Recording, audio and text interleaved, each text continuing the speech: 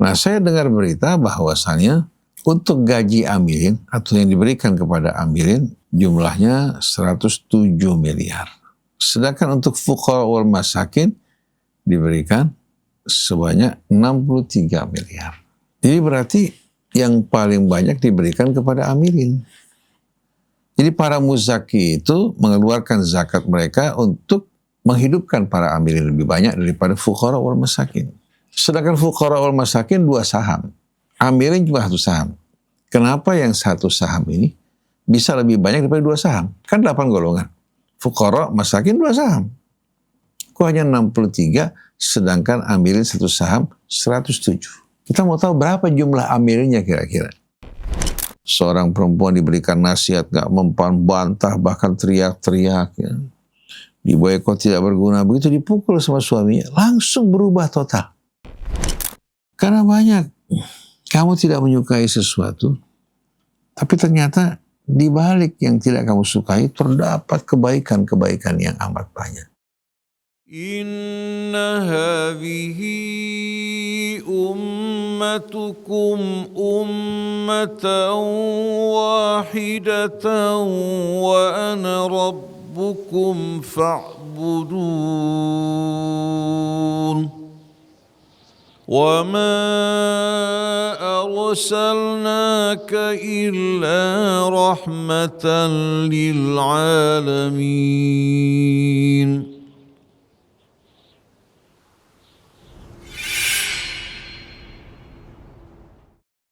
Bismillahirrahmanirrahim.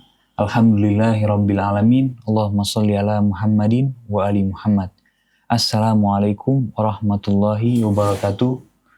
Sahabat Ummatan Wahidah dimanapun antum berada, semoga senantiasa dalam lindungan dan rahmat Allah Subhanahu wa Ta'ala. Alhamdulillah kita berjumpa kembali dalam acara kita, Dialog di Bawah Naungan Al-Quran. Sebelum kita mulai dialog ini, mari kita memulai dengan membaca Ummul Quran Surat Al-Fatihah. A'udzu billahi minasy syaithanir rajim. Bismillahirrahmanirrahim. Alhamdulillahi Rabbil Alamin.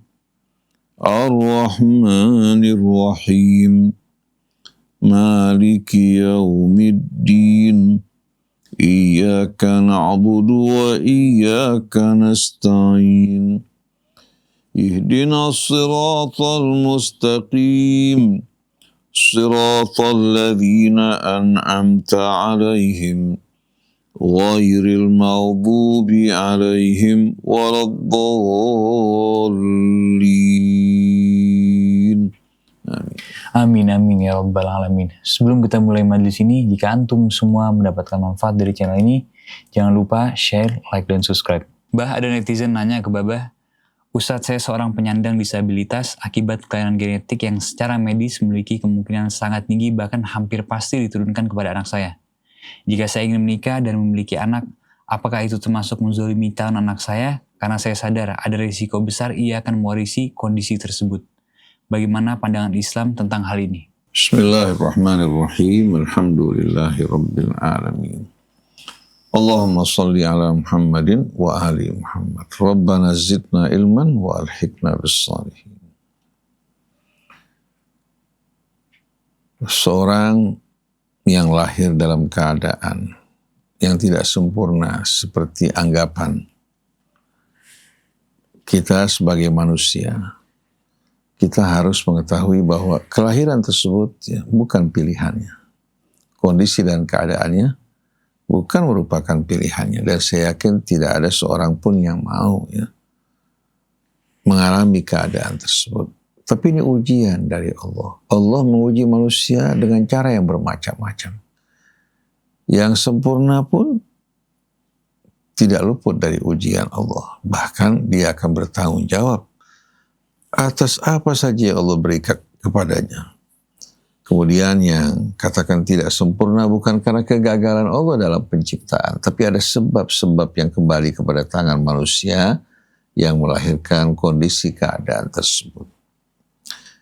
Seorang ibu yang tidak menjaga kandungannya atau mengkonsumsi sesuatu yang tidak baik, yang bisa mengganggu pertumbuhan kandungannya, atau seorang ayah katakan yang biasa minum minuman keras atau merokok di hadapan istrinya sedang hamil, atau biasa mengadakan hubungan bebas dengan wanita lain, akhirnya mengakibatkan terkena penyakit ya, pada saat dia berhubungan pada istrinya, berpengaruh pada pertumbuhan anaknya. Berbagai macam sebab, tapi itu bukan kembali pada Allah.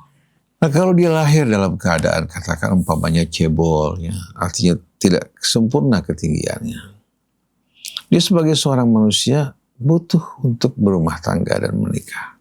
Seperti tidak ada yang pasti. Karena ada seorang laki-laki cebol menikah dengan seorang wanita, sebagian besar anaknya semua sempurna, kecuali ya, satu mungkin. Ada juga yang suaminya buta, anaknya semua lahir dalam keadaan melihat. Betul enggak? Jadi tidak pasti. Bahkan ada seorang yang divonis kalau dia menikah tidak akan dapat memiliki anak.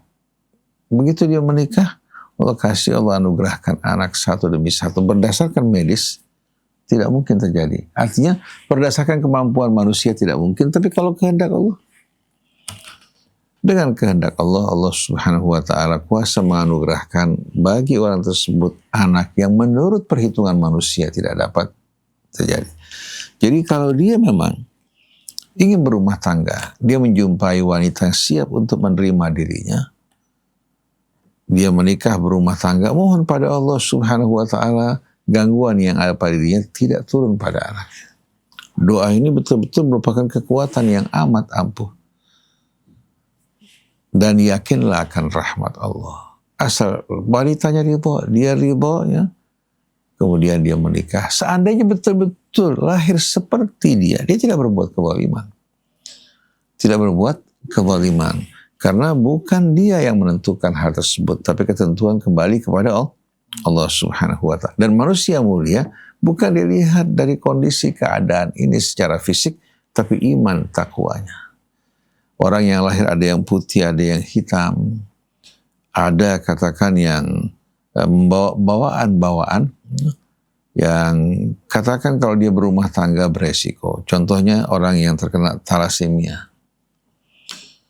Seorang yang mengendap thalassemia, kalau dia menikah dengan wanita juga yang sama seperti dirinya, itu dikhawatirkan anaknya secara mayor akan lahir dalam kondisi yang sama.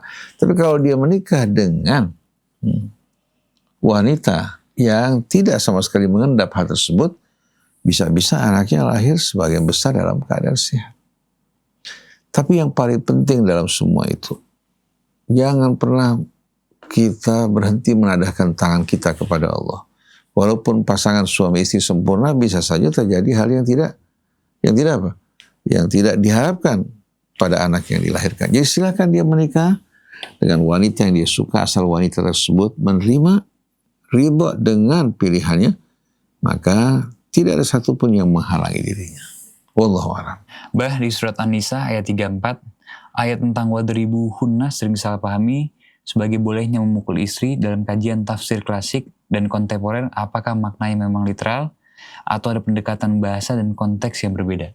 Allah berfirman, Bismillahirrahmanirrahim, Ar-rijalu qawwamuna 'alan nisa bima faddala Allahu ba'dahum 'ala ba'din wa bima anfaqu min amwalihim. Fas-salihatu qanitatun hafizatun lil ghaibi bima hafizallah.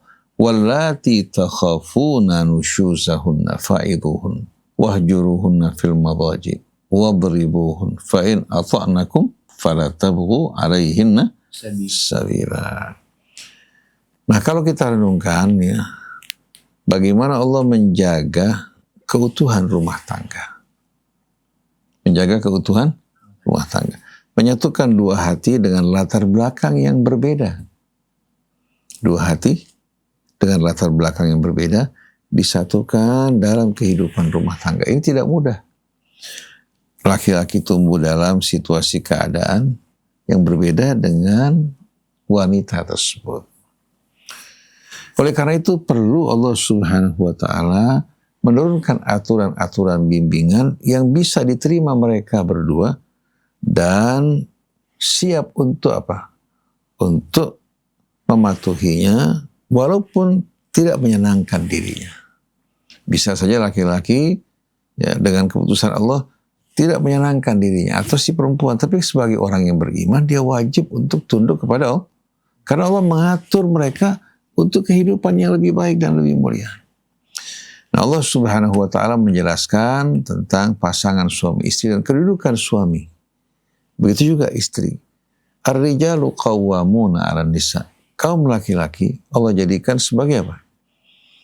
Qawwamuna 'alan nisa, yang tegak, bertanggung jawab, mengayomi dan meluruskan wanita-wanita mereka. Ini kewajiban laki-laki. Qawwam di sini diambil dari qama yaqumu.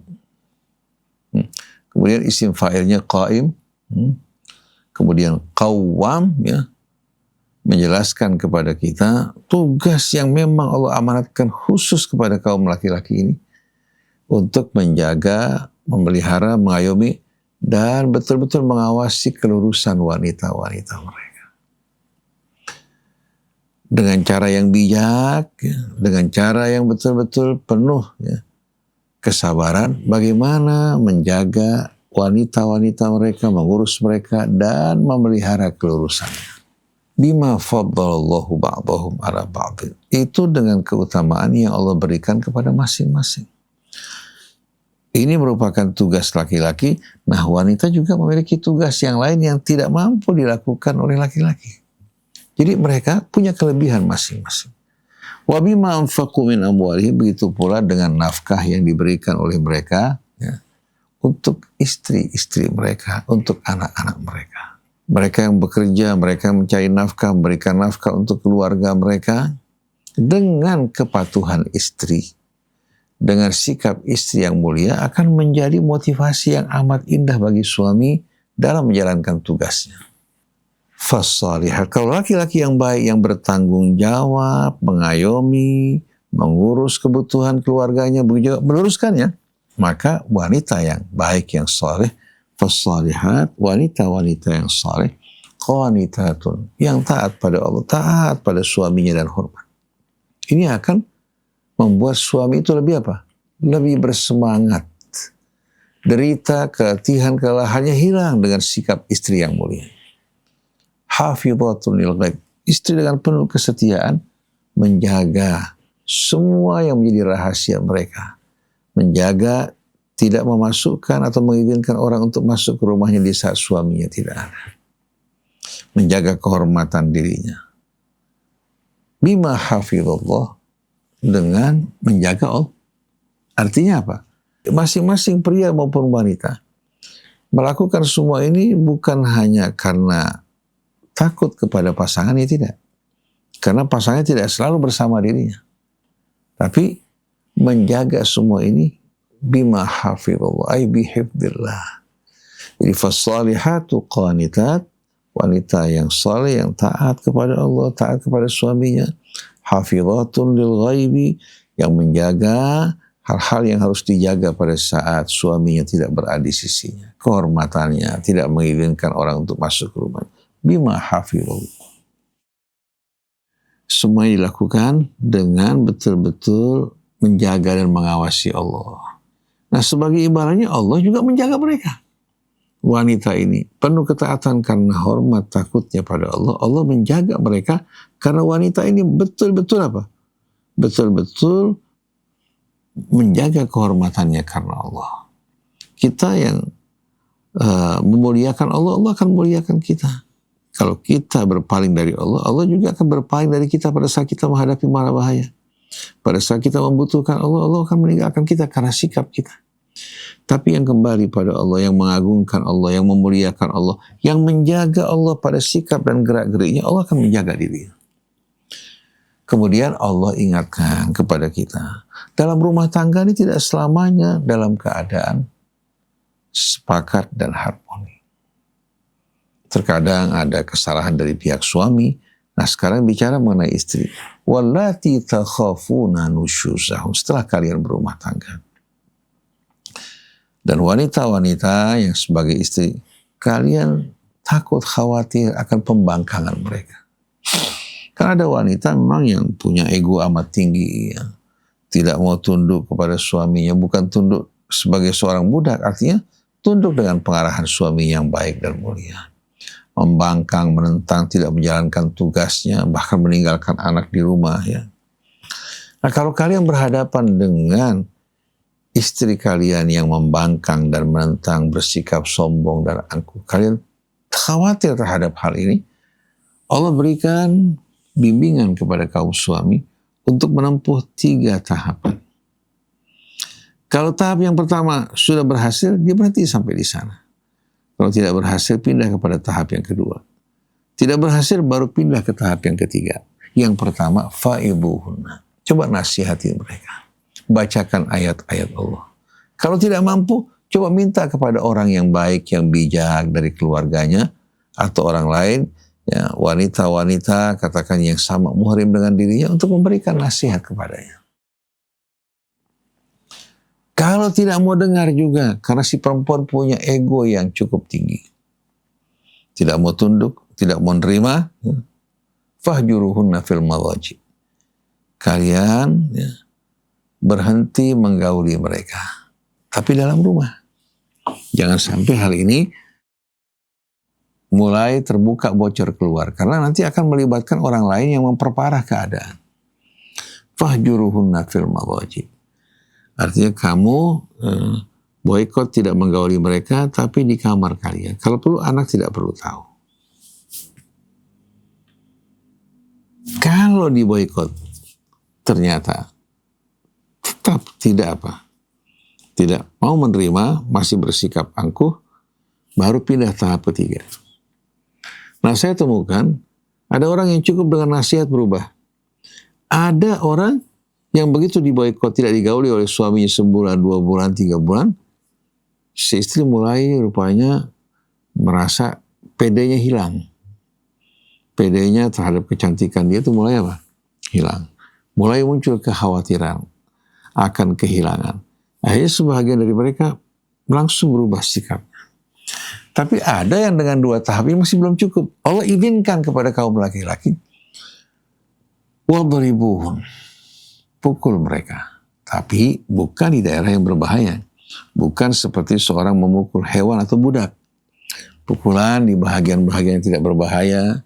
Bukan seperti orang bertinju, menonjok wajahnya hingga menimbulkan cedera, bekas-bekas biru pada matanya. Ini bukan pendidikan. Tapi Allah izinkan bagi laki-laki memukul darban ghaira mubarrihin, yaitu pukulan yang tidak melukai ya, di bagian kaki, seperti seorang ayah dulu kalau mendidik anaknya memukul bagian kakinya. Karena ada jenis wanita ini yang aneh wataknya,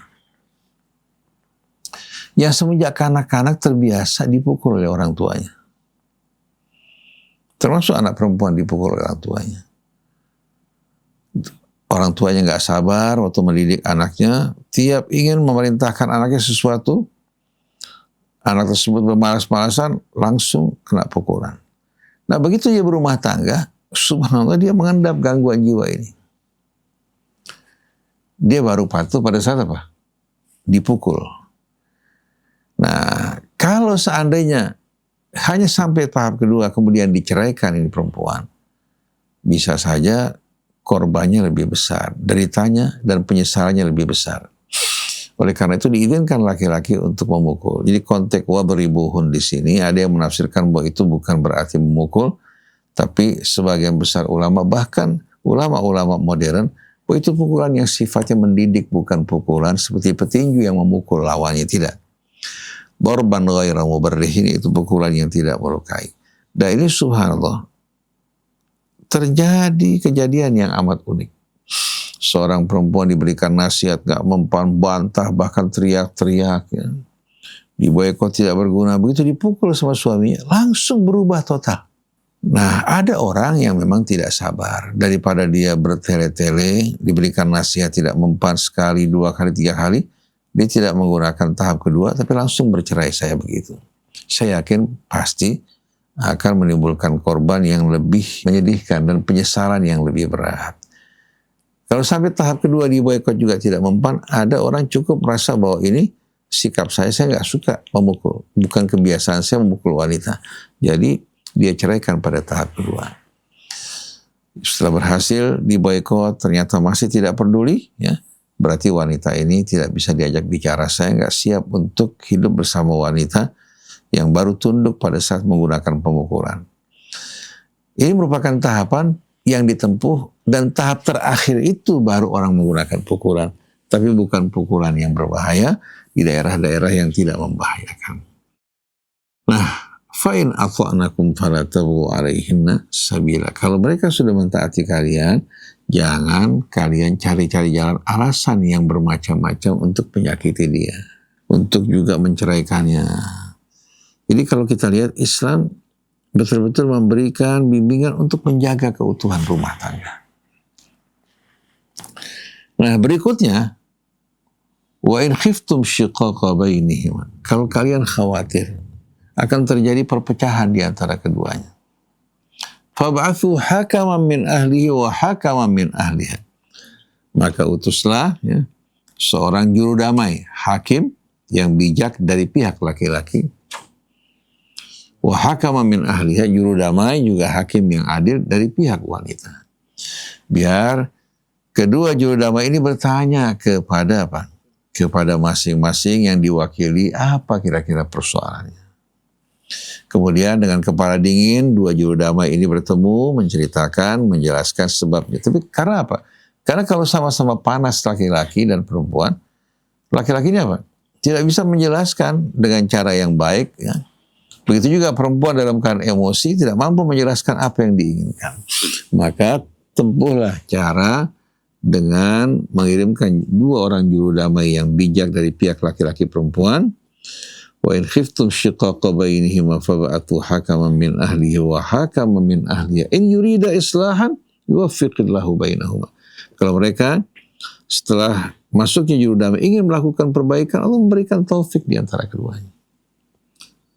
Tapi kalau mereka masih mau berpisah juga, dipisahkan dengan cara baik-baik. Tapi setelah dipertimbangkan, difikir, jangan sampai setelah emosi kita reda, bercerai mendatangkan penyesalan. Jadi memukul juga bukan seperti pukulan yang dilakukan oleh kebanyakan mereka yang melakukan KDART, suka biasa melakukan kekerasan dalam rumah tangga, tapi pendidikan. Jangan sekali-kali kita anggap bahwa istri kita itu apa? Sebagai budak, ya. Bukan maksudnya. Tapi gambaran bagaimana ada orang-orang yang punya mental itu memang baru menerima kalau dipukul. Ada jenis anak-anak pun ya, diberikan nasihat dengan penuh kesabaran, bimbingan, petunjuk, bermacam-macam diberikan, tidak menerima sama sekali. Begitu dipukul kakinya, langsung berubah. Jadi hendaknya suami jangan memaksakan kepada istri apa-apa yang tidak benar, apa-apa yang bukan menjadi haknya, membuat istri tidak merasa nyaman. Maka yang harus diperbaiki di sini suami, bukan istri. Karena memaksakan kehendaknya, menggunakan juga aturan-aturan yang ketat membatasi hak-haknya dan kebebasannya secara berlebihan. Lalu dia menempuh bukan cara pertama atau kedua, cara ketiga langsung menggunakan tangan memukul. Ini laki-laki seperti ini, laki-laki yang mengalami gangguan jiwa. Jadi bukan hanya wanita yang harus diluruskan, tapi laki-laki juga harus koreksi ke dalam. Nah, ini peran dari juru damai yang paling tidak ingin mengetahui sebabnya apa. Biar orang yang di luar mereka, yang ditunjuk sebagai juru, mendengarkan masalah kamu bagaimana. Dijelaskan kondisi yang diinginkan dari istri. Dia tanya pada istri, apa yang membuat kamu keberatan? Bisa saja yang kita tidak tahu, si perempuan menjelaskan bahwa laki-lakinya sering melakukan tindakan-tindakan, intimidasi, memaksakan, bahkan mengancam. Bahwa kamu kalau tidak mendapatkan ridho dari suami, kamu tidak akan mencium bau surga. Tapi si laki-laki memperlakukan istrinya ya, seperti bawahan. Seperti bawahan dengan instruksi-instruksi, bukan diperlakukan dengan cara yang baik seperti yang Rasulullah ajarkan, wa ashiruhunna bil ma'ruf. Gauli mereka dengan cara yang ma'ruf, fa in karihtumuhunna fa asa an takrahu syai'an wa yaj'alallahu fihi khairan katsiran. Karena banyak kamu tidak menyukai sesuatu, tapi ternyata di balik yang tidak kamu sukai terdapat kebaikan-kebaikan yang amat banyak. Laki-laki yang baik memperlakukan istrinya dengan mulia, wanita yang baik yang menghargai kebaikan suaminya, mentaati mematuhinya, dan menjaga kehormatannya pada saat suaminya dalam keadaan gaib dan tidak ada. Wallahu a'lam. Baru-baru ini kan Basnas mengumumkan standar karat emas dari 24 karat acuan nisab menjadi 14 karat. Jadi orang-orang yang dengan gaji 7.600.000 itu sudah wajib mengeluarkan zakat. Dengan alasan katanya supaya pemberi zakat atau seorang yang wajib zakat itu lebih banyak yang masuk kategorinya. Apakah diperbolehkan mengubah standar emas seperti itu, Pak? Bismillahirrahmanirrahim. Alhamdulillahi Rabbil Alamin. Allahumma salli ala Muhammadin wa alihi wa sahbihi wa barik wa sallim. Allahumma atina min indika rahma wa allimna min ladunka ilman nafi'a wa anfa'na bima 'allamtana. Rabbana zidna ilman wa alhiqna bis salihin. Apa yang direncanakan oleh Basnas untuk mengurangi kadar nisab emas dari 24 karat menjadi 14 karat, itu 20 mithqal, ya. Timbangannya kemudian kadarnya 14 karat dari 24 karat. Penetapan ini dengan tujuan supaya jumlah muzaki yang mengeluarkan zakatnya itu lebih banyak lagi. Pertama-tama sebelum kita menjawab apakah ini boleh atau tidak,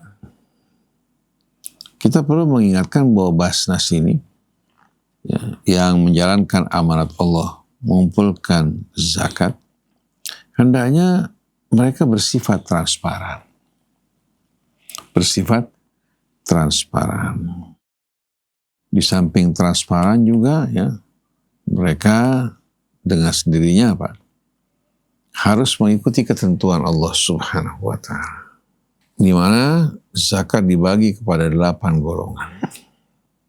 Bukan hanya untuk 2 golongan, fuqara masakin dan amirin.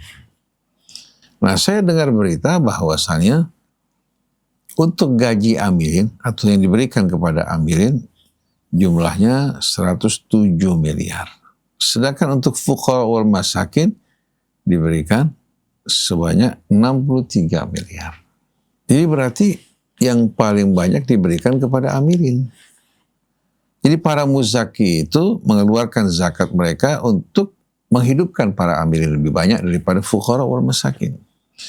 Padahal kita tahu bahwasannya saham zakat bukan hanya untuk fuqara wal masakin. Bukan hanya untuk amirin. Ada saham untuk fisabilillah, perjuangan di jalan Allah. Untuk memberikan juga apa? Sentuhan manis bagi para mu'alaf. Sedangkan fuqara wal masakin 2 saham. Amirin cuma 1 saham. Kenapa yang 1 saham ini bisa lebih banyak daripada 2 saham? Kan 8 golongan. Fuqara, masakin 2 saham. Kok hanya 63, sedangkan amirin 1 saham 107. Kita mau tahu berapa jumlah amirinnya kira-kira. Berapa jumlah amirinnya.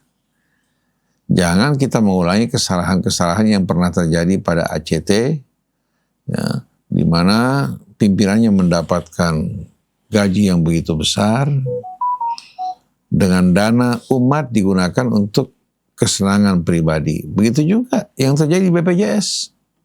Coba tanyakan berapa kira-kira gaji direktur BPJS. Umat ketika mereka membayar, tujuannya untuk seluruh umat, bukan hanya untuk tokoh-tokoh elit ya, yang memegang kebijakan dan kekuasaan, tidak. Harus ada keadilan, ada transparansi, ya. Diambil dari apa? Orang-orang yang mampu di satu tempat, sebelum dipindahkan ke tempat lain, Basnas perlu melakukan inventarisir. Berapa jumlah orang-orang mustahik di tempat orang yang mengeluarkan zakat. Diambil dari mereka, dikembalikan kepada orang-orang yang fakir dari mereka. Kalau berlebihan, baru bisa dipindahkan ke tempat lain. Ini yang dilakukan Rasul. Ini tapi tidak dilakukan sama sekali. Katakan uang yang dipotong dari gaji yang bekerja di pemerintahan atau di swasta, dipotong langsung ya oleh Basnas. Itu kan sama sekali tidak diketahui apa? Tidak diketahui kemana perginya. Jangan justru mereka-mereka yang punya kelebihan di satu kota, kata-kata di satu kampung, ya, tidak memberikan sama sekali bantuan kepada orang di sekitar yang butuh, tapi pindah ke tempat lain yang tidak jelas.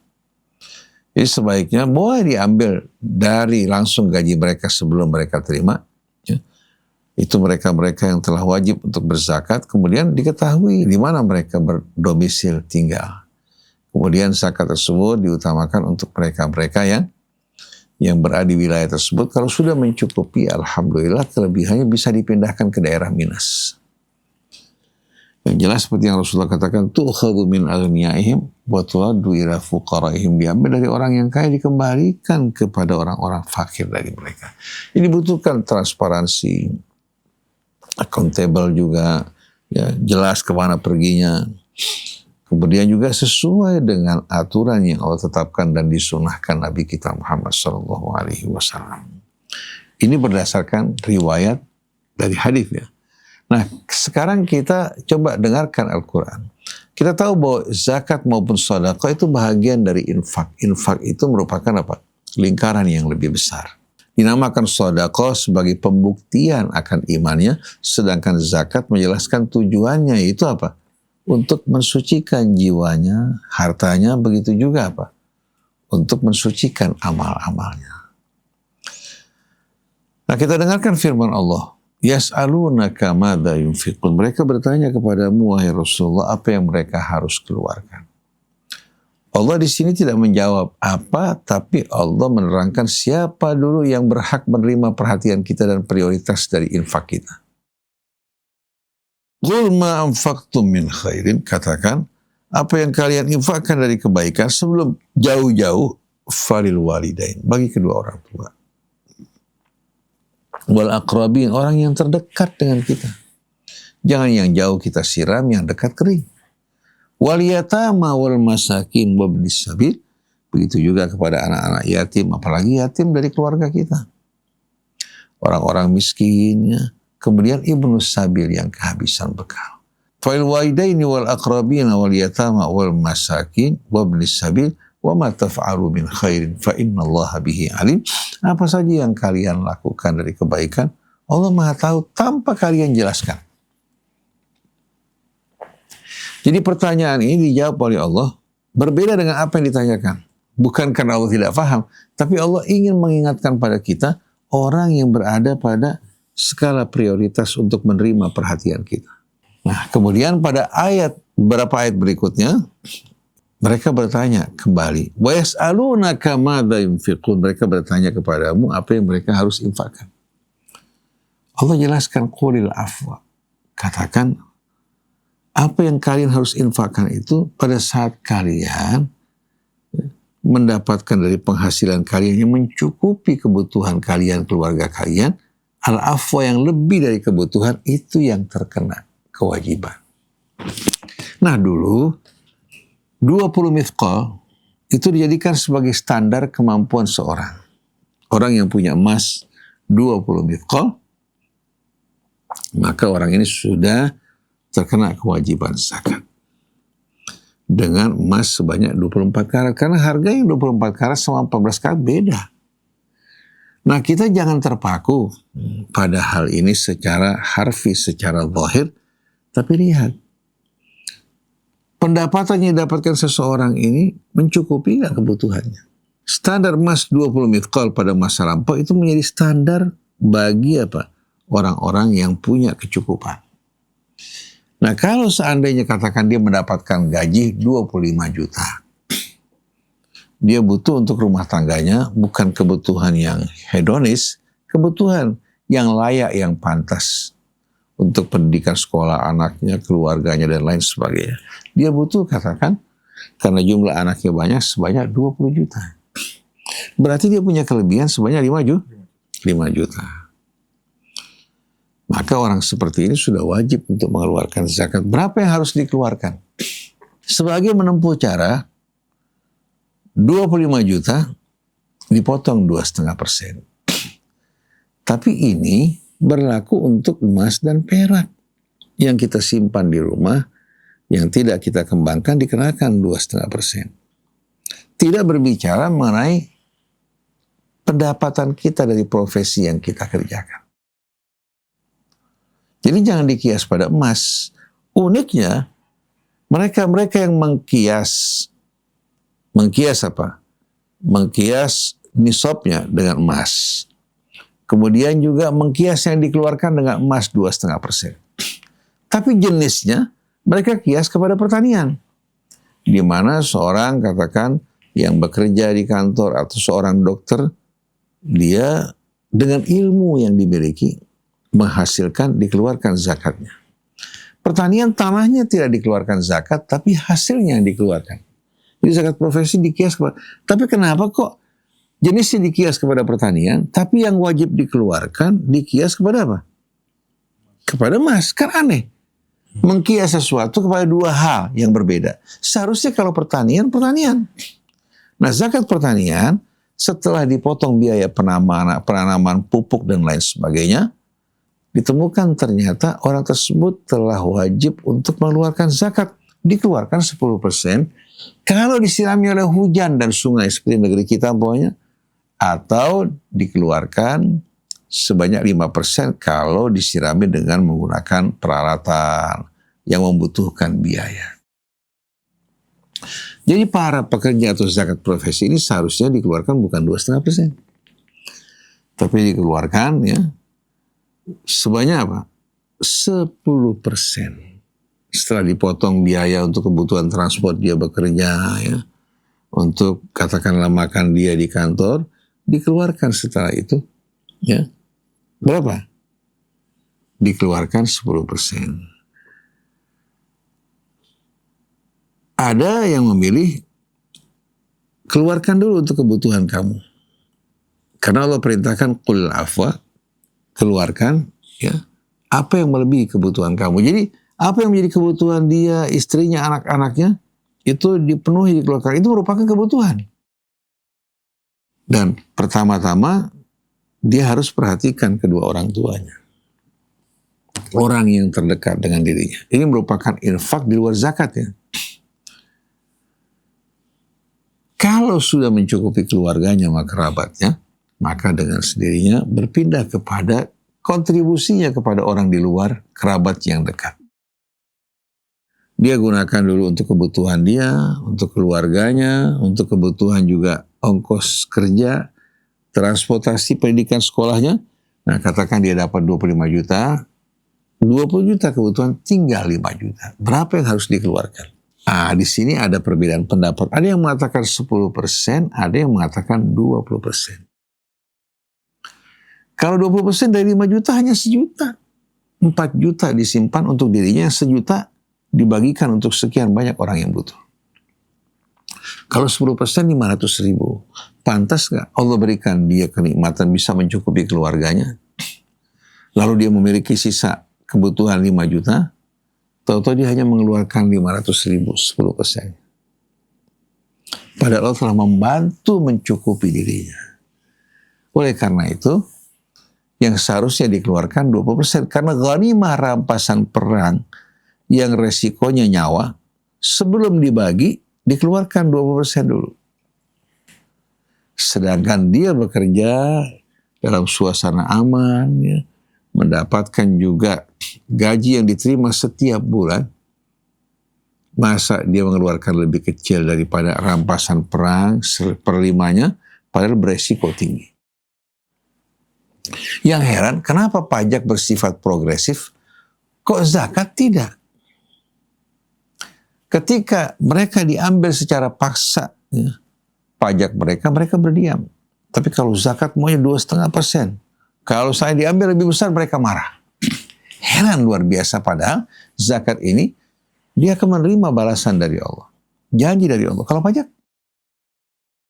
Oleh karena itu kita ingin betul-betul pemerintah, bagi mereka yang mengeluarkan kewajiban zakat mereka ya yang wajar, dibebaskan dari kewajiban pajak. Dan hendaklah zakat betul-betul disalurkan di tempat-tempat yang sesuai dengan perintah Allah. Kalau dikelola secara baik, dan juga yang diambil bukan 2,5%, tapi disesuaikan dengan pendapatan dan kebutuhan mereka, itu insya Allah bisa menghasilkan lebih besar.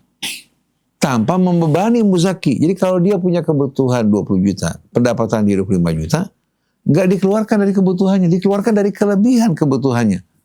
Katakan dari 5 juta dikeluarkan 20% sebanyak 1 juta. Kalau dikeluarkan dengan cara seperti ini, akan lebih ringan bagi muzaki dan lebih besar nilainya sebetulnya. Lebih besar nilainya. Kalau 25 juta, 2,5% berapa? 625. 2,5%. Tapi kalau 20% dari kelebihan yang dia punya, kelebihan 5 juta, dikeluarkan cuma 1 juta, 20%. Tanpa sama sekali membebani muzaki. Kenapa? Karena yang diambil dari kelebihan dia. Nah kalau 2,5% itu berkaitan dengan emas, ya, yang kita simpan atau perak, ya, yang tidak kita kelola dikenakan 2,5%. Tanah juga yang kita simpan, yang punya nilai dikenakan 2,5%. Bisa disimpan dibandingkan dengan emas. Karena apa? Karena tanah kan merupakan aset yang kita simpan sama dengan emas. Nah, untuk menghindari zakat dari tanah tersebut yang memberatkan karena dia tidak punya uang, tanami, serahkan kepada para petani untuk menanami tanah tersebut. Hasilnya kan ada, bisa dikeluarkan dari zakat hasilnya. Atau katakan hasilnya serahkan kepada para petani yang menggarap untuk orang-orang miskin juga. Tapi kalau dibiarkan mati padahal bisa menghasilkan dan produktif, dia diwajibkan untuk mengeluarkan zakatnya 2,5% dari aset tanah yang disimpan. Ada orang mempunyai tanah hanya sekitar 100 meter, kecil kan? Akhirnya ditanami pisang tanduk oleh warga. Rapi, itu menghasilkan setiap bulannya begitu Pak, itu luar biasa. Karena kan nggak membutuhkan biaya besar. Tanpa pestisida, pohon tersebut berkembang dengan pesat dan hasilnya Masya Allah bermanfaat. Daripada tanah dibiarkan terlantar. Jadi kesimpulannya, kalau zakat pertanian jelas 5 dan 10%. Yang disirami dengan hujan atau sungai 10%. Yang disirami dengan tenaga dan biaya dikenakan 5%. Emas perak dikenakan 2,5% yang kita simpan. Begitu juga aset-aset yang kita simpan tidak kita kelola dikenakan 2,5% agar menjadi motivasi buat kita untuk mengelola harta kita agar bisa dimanfaatkan oleh orang-orang banyak. Sedangkan zakat profesi, ya, kita tidak tetapkan 20 mithqal, tapi lihat kebutuhannya. Karena ada orang gaji cuma 5 juta. Kebutuhan dia sedikit karena dia belum menikah. Dia butuhnya setiap bulannya 2,5 juta. Masih ada 2,5 juta. Nah dari 2,5 juta dikenakan zakat. Dikenakan zakat. Mungkin orang mengatakan itu belum mencapai 20 mithqal. Itu kan sebulan sekali, bukan setahun sekali. Kalau 20 mithqal kan setahun sekali. Tapi orang yang punya anak banyak, dia 25 juta juga kadang-kadang gak cukup. Nah kalau dia punya anak banyak, yang dirawat atau kemenakannya, dia mendapatkan 25 juta. Itu pun pas-pasan, dia belum wajib mengeluarkan zakat. Belum wajib mengeluarkan zakat. Karena wa'ul arhami ba'duhum awla bi ba'din, yang dekat dengan dirinya itu lebih utama daripada orang lain. Kalau dia sudah mencukupi kebutuhan keluarganya, orang yang ditanggung, masih ada kelebihan, baru dia kena kewajiban zakat. Jadi zakat dalam Islam itu indah sekali. Qulil afwa, katakan yang melebihi kebutuhan kamu. Adapun standar 20 mithqal itu berkaitan dengan emas yang kita simpan. Kalau emas kita yang kita simpan atau perak nilainya sama dengan 20 mithqal, otomatis karatnya juga 24 karat. Jadi katakanlah 90 sekian juta pokoknya. Karena harga emas tinggi kan? Tingginya harga emas ini, yang salah bukan rakyat.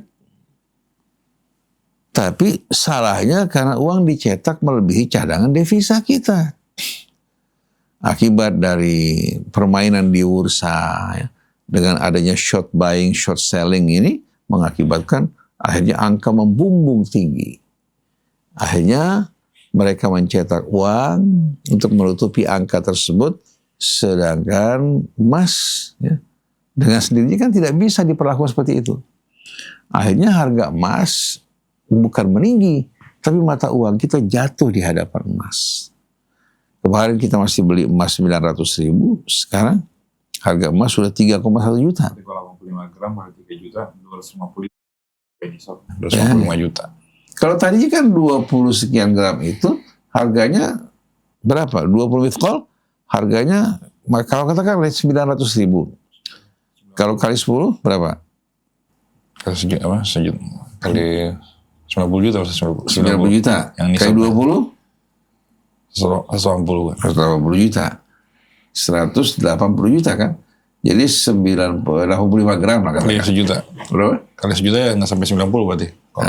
Kalau kali sejuta ya, kan 90 ya 85 gram kali 900.000 nggak sampai 85 juta pada saat itu. Tidak sampai 85 juta.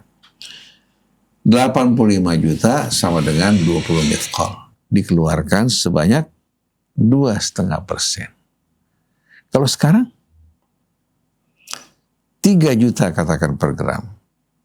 Kalikan 85 berapa?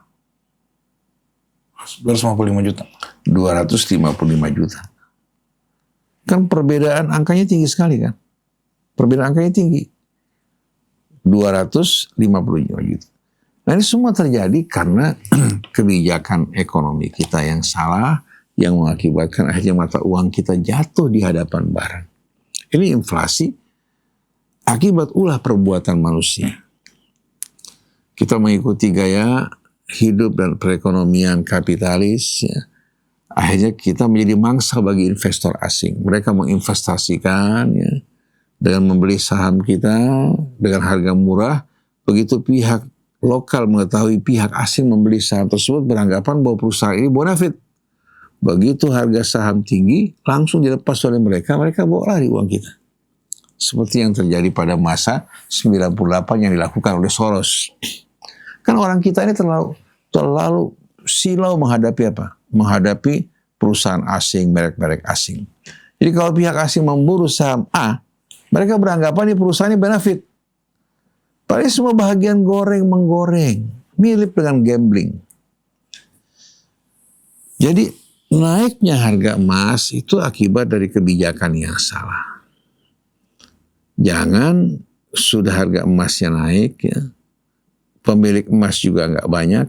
Ya. Orang-orang kampung memiliki paling berapa banyak. Tahu-tahu karatnya mau dikurangi dari 24 menjadi 14 karat. Berarti dengan angka yang dengan sendirinya tidak sesuai dengan kebutuhan mereka, di mana apa yang mereka miliki tidak lagi mencukupi kebutuhan mereka, atau mereka dikenakan zakat untuk menyumbang bagi siapa? Orang-orang yang sebetulnya tidak membutuhkan, seperti amirin yang mendapatkan bahagian yang begitu besar, apa nggak boleh? Jadi harus diperbaiki dengan cara benar, di mana zakat diambil dari orang, ya, setelah mencukupi kebutuhannya. Dan itu diperkirakan sesuai dengan keadaan masing-masing. Orang yang punya anak 1 berbeda dengan orang yang punya anak 10. Jadi jangan hanya disamakan, dipatok sama-sama mereka semuanya. Tapi berapa kewajiban yang mereka harus keluarkan disesuaikan dengan apa? Dengan kebutuhan mereka dan kelebihan yang mereka miliki. Setiap orang dengan sendirinya ingin mencukupi kebutuhan keluarganya. Itu merupakan kewajiban dia sebagai seorang kepala rumah tangga. Jadi cukupi keluarganya dengan kebutuhan yang kebutuhan yang sesuai. Nah, ini peran daripada amirin. Bukan hanya menerima zakat saja, tapi melihat bagaimana keadaan orang tersebut, berapa jumlah anaknya, berapa jumlah yang dibutuhkan, yang pantas baginya. Katakan dihitung kurang lebih dia butuh 10 juta setiap bulan. Berapa pendapatan dia? Nah kalau pendapatan dia katakan di bawah 10 juta, wajib kan keluar zakat? Harusnya enggak. Ya wajib keluar zakat. Di Amerika, negara sebetulnya sekarang ekonominya sedang morat-marit.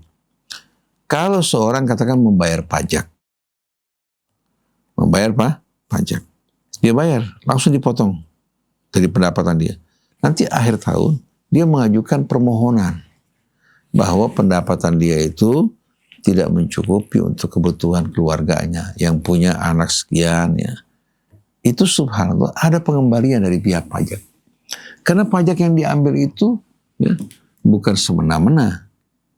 Pajak diambil juga untuk kesejahteraan mereka. Di saat mereka melihat pembayar pajak ternyata pendapatannya tidak sama sekali mencukupi, ya, kebutuhan keluarganya, ada pengembalian pajak. Masa kita kalah dengan non-muslim? Jadi pemerintah hendaknya dalam mengeluarkan aturan dalam bersedekah berzakat itu menimbang dan melihat kebutuhan setiap orang, pendapatan yang didapatkan, ya. Setelah mencukupi kebutuhannya, dihitung berapa kira-kira ada kelebihan, itu yang dikenakan zakat dan dikenakan sedekah. Tapi jumlahnya bukan 2,5%. Dari sisa bersih, ya, dikeluarkan paling sedikit 20%. Dia masih bisa menabung 80% dan dikeluarkan hanya 20%. Ini tidak akan memberatkan muzaki karena dikeluarkan dari kelebihan kebutuhannya. Dan dia juga merasa nyaman dan harus ada transparansi dalam pengumpulan dan pendistribusian zakat. Itu yang kita harapkan mudah-mudahan. Wallahu a'lam. Bah, di Quran Surat Toha ayat 5, Ar-Rahmanu alal arsy istawa, ayat tentang Allah bersemayam di atas arsy ini sering jadi perdebatan besar, Bah. Ada yang memahaminya secara zahir, ada yang mewakilkannya. Dalam metodologi tafsir, bagaimana kita bersikap agar tidak terjebak tajsim, tapi juga tidak menolak nas. Bismillahirrahmanirrahim. Alhamdulillahi Rabbil Alamin. Allahumma salli ala Muhammadin wa ali Muhammad. Allah subhanahu wa ta'ala menurunkan Al-Quran di dalam bahasa Arab. Arti bahasa yang dipergunakan oleh bangsa Arab dalam komunikasi mereka satu sama lain. Artinya bahasa ini dipergunakan di antara sesama makhluk. Lalu Allah berbicara kepada kita dengan menggunakan bahasa Arab, menerangkan berbagai macam ya yang dibutuhkan oleh manusia, termasuk diantaranya dalam memperkenalkan dirinya kepada manusia dengan bahasa yang biasa dipergunakan oleh mereka. Kira-kira mampu nggak kata-kata bahasa yang dipergunakan manusia untuk menerangkan tentang Allah? Mampu nggak? Tak mungkin.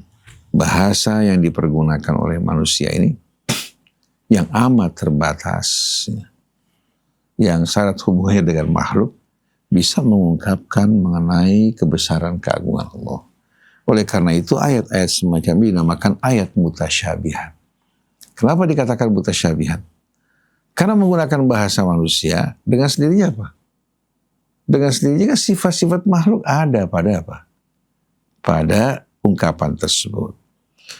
Padahal yang diterangkan adalah Allah subhanahu wa ta'ala yang maha suci. Laisa kamitslihi syai', yang tidak ada sesuatu yang menyerupai dirinya. Wa huwas samiul basir.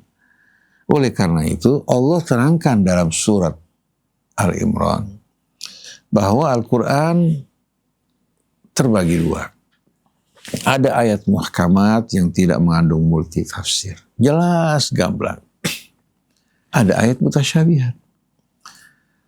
Kalau ayat mutasyabihat ditafsirkan tanpa sama sekali aturan, niscaya akan menghasilkan pemahaman yang kacau balau. Karena imajinasi manusia ini macam-macam. Oleh karena itu, kita diperintahkan untuk mengembalikan ayat mutasyabihat kembali kepada induknya, itu ayat muhkamat. Allah terangkan, la tudrikuhul absar wa huwa yudrikul absar wa huwal latiful khabir. Begitu juga laisa kamitslihi syai'un wa huwas samiul basir. Lam yalid wa lam yulad wa lam yakun lahu kufuwan ahad. Jadi kata-kata yang dipergunakan oleh Allah untuk berbicara tentang dirinya adalah kata-kata bahasa yang dipergunakan oleh manusia yang amat terbatas kemampuannya. Jangankan berbicara tentang Allah, berbicara tentang manusia saja tidak mampu mengungkapkan seluruh hakikatnya. Sebagai contoh, kalau kata-kata manusia disuruh mengungkapkan tentang cinta, apa itu cinta? Bisa nggak? Bahasa yang mati ini mengungkapkan cinta yang terus bergelora. Bisa nggak? Maka seorang berkata, ketika ditanya oleh wanita yang dicintai, bisa tidak kamu menggambarkan cinta kamu kepada saya? Dia mengatakan, kata-kata adalah benda mati, sedangkan cinta saya adalah gelora perasaan yang selalu hidup. Bagaimana mungkin yang mati dapat mengungkapkan cinta yang hidup dan bergelora? Jadi manusia penuh keterbatasan. baik pengetahuannya, wawasannya. Begitu pula bahasa yang digunakan untuk mengungkapkan sesuatu juga penuh keterbatasan. Banyak yang kita rasakan di hati kita nggak mampu ungkapkan. Betul nggak? Apalagi berbicara tentang Allah. Maka Allah berfirman, walau annama fil ardi min syajaratin aqlam wal bahru yamudduhu min ba'dihi sab'atu abhur ma nafidat kalimatullah.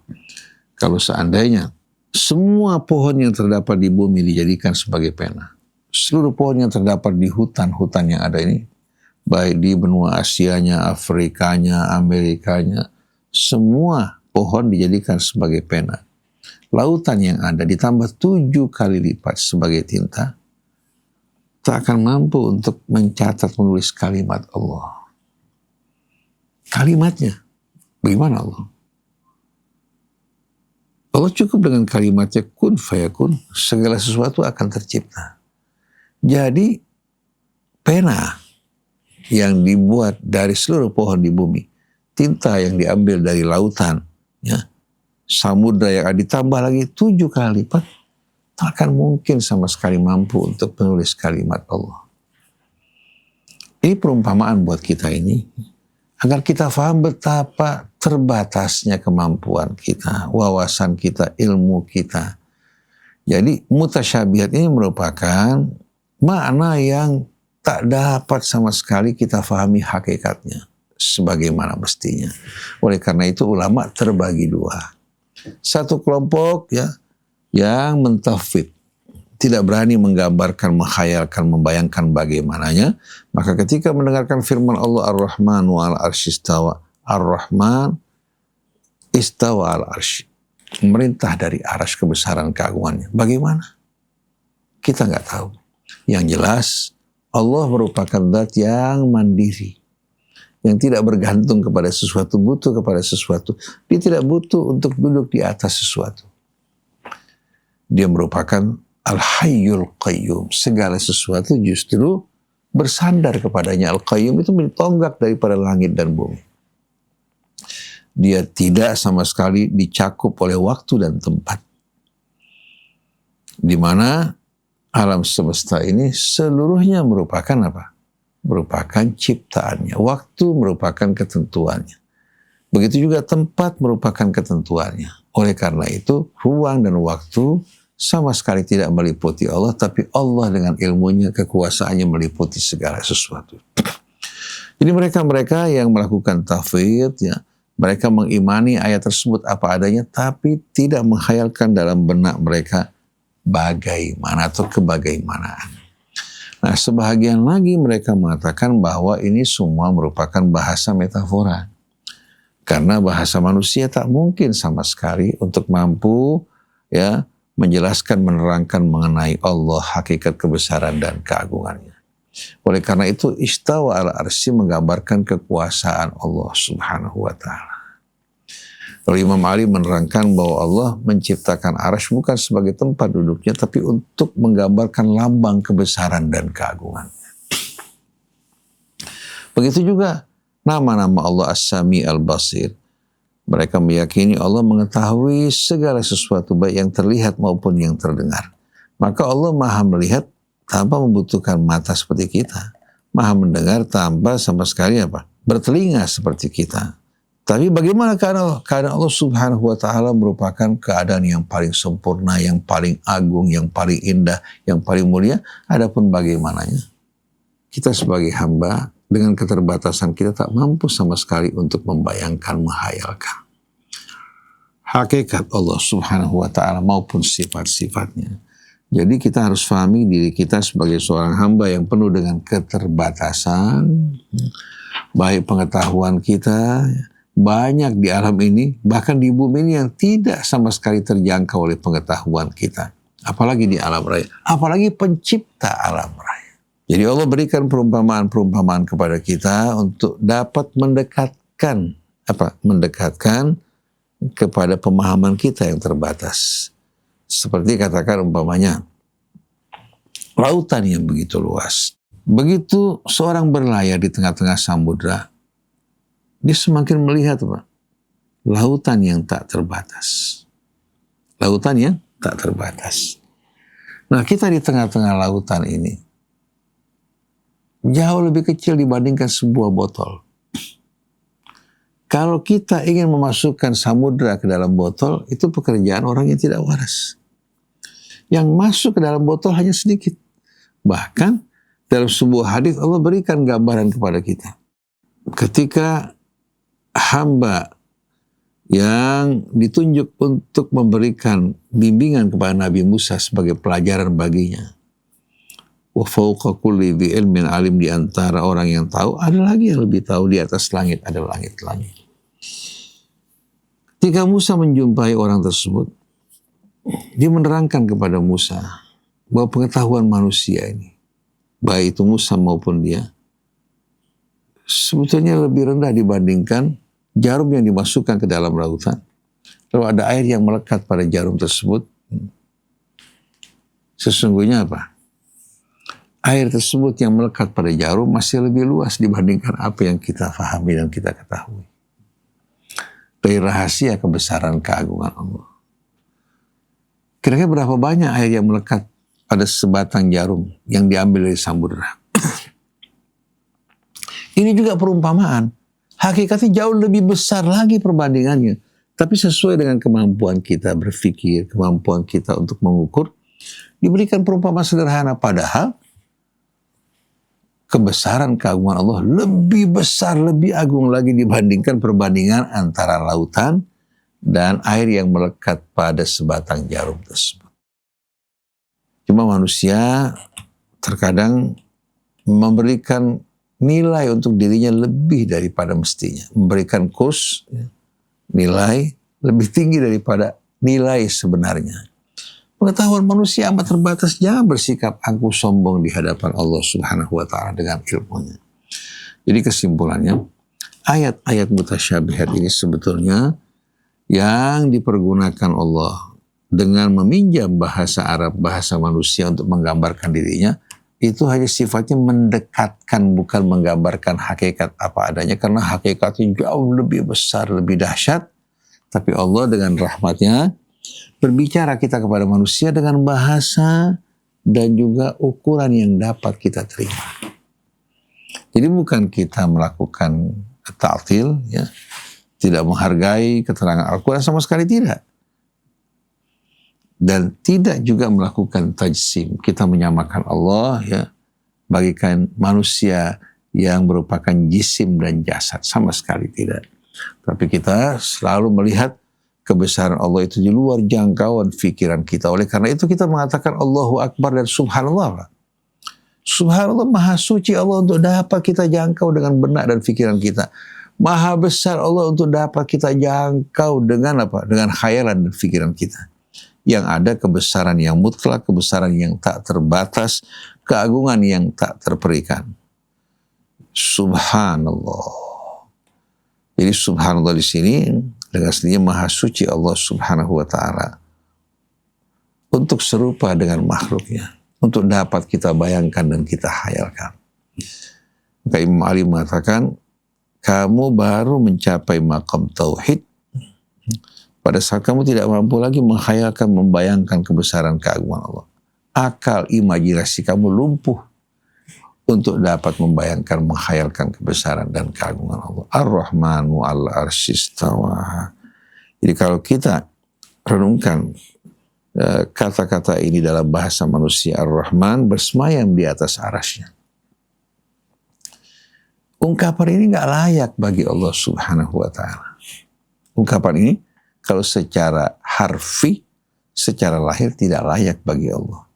Tapi kalau Allah memerintah melalui arasy kebesaran keagungannya, di mana para malaikat menerima perintah, ya, dari simbol kebesaran keagungan Allah Subhanahu wa ta'ala, yang menjalankan perintah-perintah Allah Subhanahu wa ta'ala. Jadi hendaknya kita sebagai manusia tahu diri, tahu batas kemampuan kita. Jangan kita keluar melampaui kemampuan kita dan keluar dari batas kita. Jangan seperti sebagian orang. Allah bertangan, tangannya tidak seperti kita. Allah bertelinga, telinga tidak seperti kita. Allah Subhanahu wa ta'ala juga berkaki, tapi kaki tidak seperti kita. Ini membayangkan makhluk, bukan membayangkan Allah.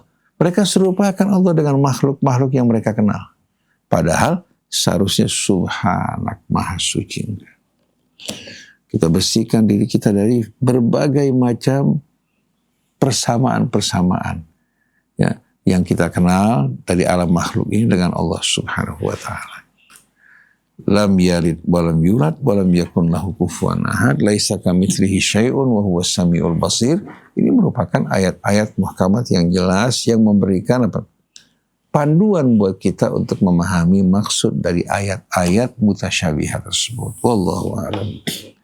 Di sebagian wilayah ini kan Basnas sudah melakukan potongan otomatis dari gaji untuk ASN Muslim sebesar 2,5% di beberapa wilayah seperti Kalimantan Barat, Gorontalo, dan Cirebon.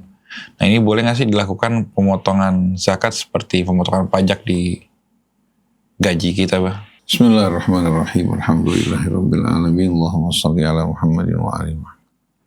Rabbana zidna ilman wa alhiqna bis-shalihin. Kita ingin tahu bagaimana umat Nasrani mengeluarkan infak mereka. Potongan tersebut dilakukan oleh gereja, ya. Apakah oleh pemerintah? Artinya yang memungut di sini bukan pemerintah. Gereja ya memungut dan memotong dari pendapatan dan gaji setiap orang. Kalau tidak salah sebanyak 10%. Lalu kita bertanya, kita umat Islam dalam mengeluarkan zakat kan mematuhi perintah Allah. Mematuhi perintah Allah yang memerintahkan kita melalui ayat-ayat Al-Quran dalam surah Taubah, khudh min amwalihim shadaqatan tutahhiruhum wa tuzakkihim biha wa shalli alaihim inna salataka sakanun lahum. Juga Allah menjelaskan 8 golongan yang berhak untuk menerima zakat tersebut. Lalu kita bertanya, apakah di sini zakat diambil oleh pemerintah sebagaimana mereka mengambil pajak? Apa seharusnya yang mengurus zakat ini orang-orang yang mengemban tugas dan menjalankan amanat Allah? Karena pemerintah kan bukan pemerintahan Islam. Pemerintah bukan pemerintahan Islam. Tidak terikat dengan aturan Allah Subhanahu wa taala. Kecuali kalau pemerintahnya mengumumkan bahwa pemerintah Indonesia merupakan pemerintah yang bertumpu di atas syariat Islam.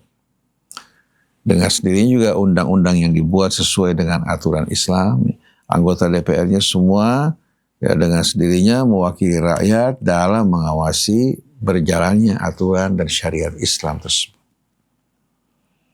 Kemudian dalam zakat mereka melakukan inventarisir orang-orang yang mustahik, orang-orang yang menerima zakat, mendistribusikan sesuai dengan aturan Allah secara transparan dan bisa dimonitor.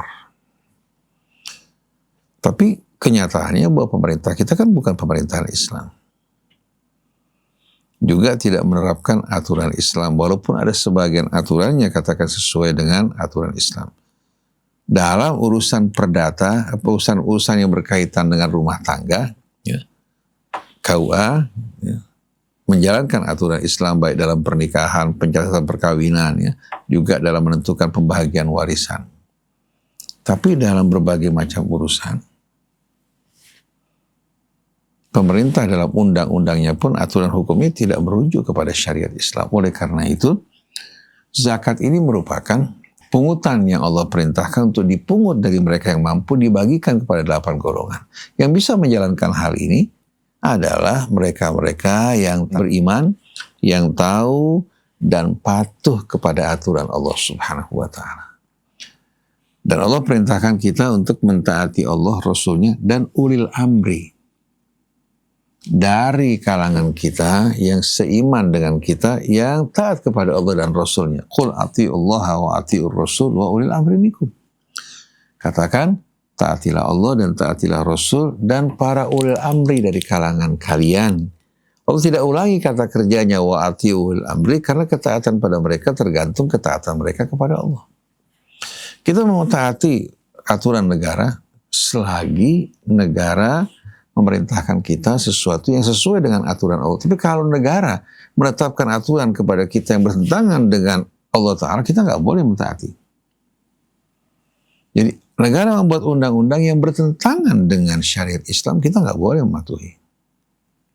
Contohnya negara menetapkan bahwa mereka membolehkan rakyat atau memerintahkan rakyat untuk memakan daging yang tidak sesuai pemotongannya dengan aturan Islam.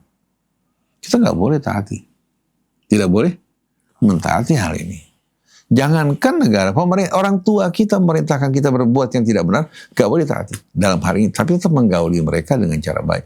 Begitu juga perintah pemerintah yang tidak sesuai dengan aturan Allah, kita nggak taati. Tapi tetap kita menjaga kepatuhan kita kepada negara sesuai dengan apa yang dibolehkan dalam agama.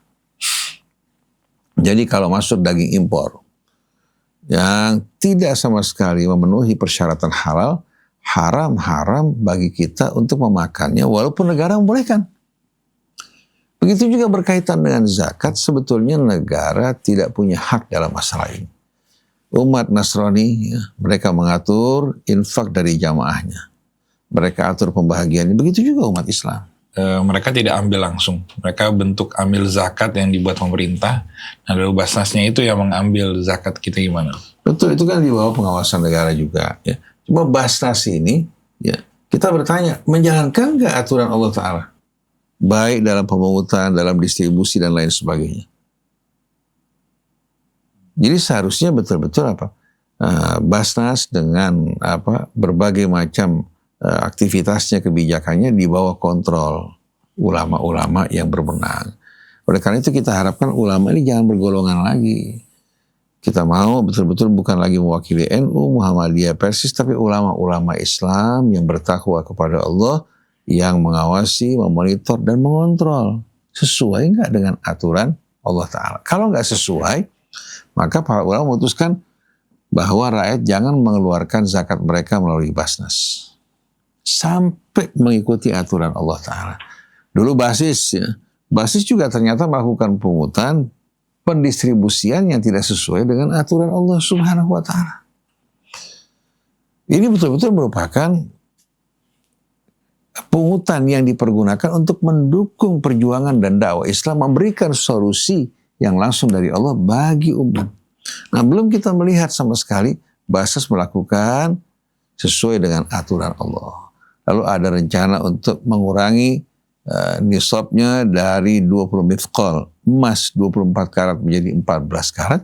Aturan-aturan semacam ini tanpa mempertimbangkan kondisi keadaan umat Islam saat ini yang bagaimana mengalami kesulitan.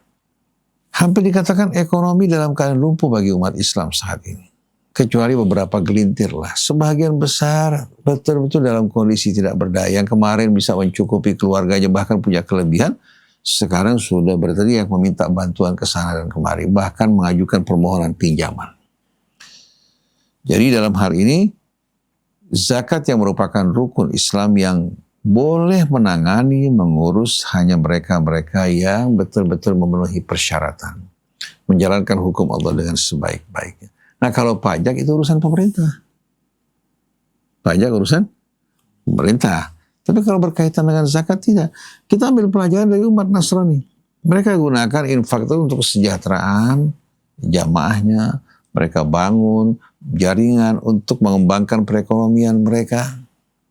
Lalu kita bertanya, zakat yang saat ini dipungut oleh Basnas, kemana sasarannya? Sudah ada belum kemajuannya untuk membuka lapangan pekerjaan, memperbaiki nasib umat Islam? Sudah belum dijalankan?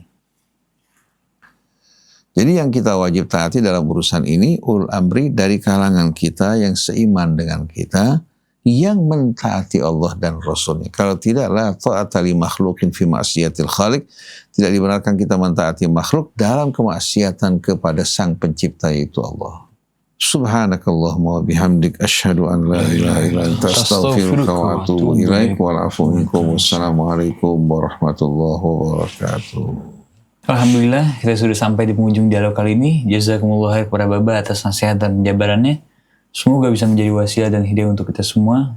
Sahabat Ummatan Wahidah, Al-Fakir, beserta seluruh yang bertugas, kami mohon undur diri. Wassalamualaikum warahmatullahi wabarakatuh. Waalaikumsalam.